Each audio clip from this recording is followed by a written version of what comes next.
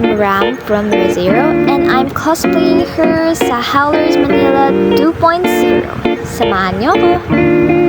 Nagkita muna kami ni Mama. Siya yung +1 ko sa concert. And nag-decide kami kumain muna sa Jollibee kasi gutom na kami. Yung tamang chikahan lang sila. Pagkatapos kumain, nag-jeep kami papuntang venue kasi malapit din naman. Touchdown Circuit Makati.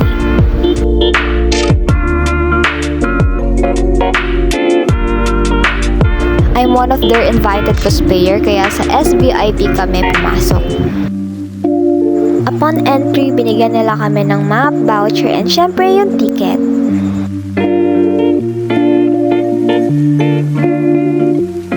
Pagkadating namin, inaayos pa yung ibang booth. Kaya na-decide kami ni Mama na pumunta muna sa Cosplay Kingdom. Come on ba, manos? Everybody, let's go! Dora yarn.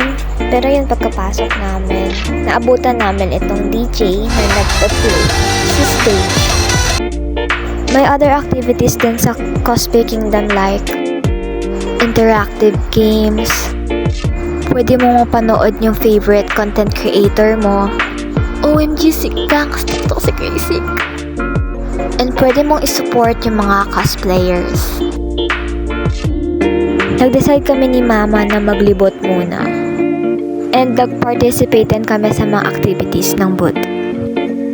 Gaya nitong sa Bingo Plus na may spin the wheel at nanalo ko ng alcohol. Sa Sharp din spin the wheel. Tingnan nyo ang angas ng premyo ko. Ano ka rin po ng masigabang? Thank you! Best cosplay spotted. Nag-photobooth kami ni Mama. Bago habang naglalakad, na-interview ako. Ito yung video, credits from kwento ko. Hello, your name? Lowa. J.A. I'm Chisumi Fukuhara. Cherelle, I go by 2 Stacks on Facebook. Ano naman ang anime hot take mo? Code Geass is the best anime, okay? Like, 100%. Dumami po yung fans ng One Piece dahil sa live action po. Sorry po kung sino man na-offend. Hindi ko po sinasadya, promise. Psst! Bawal yan!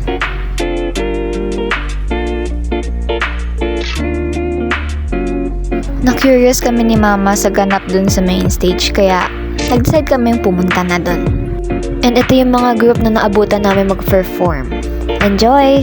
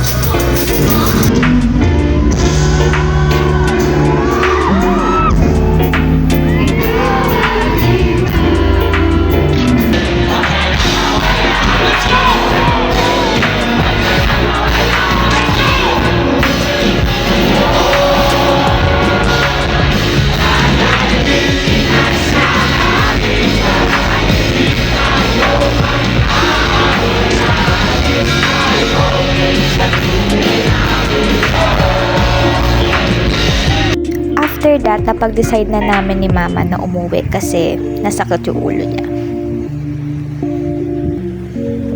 See you next year, Howlers!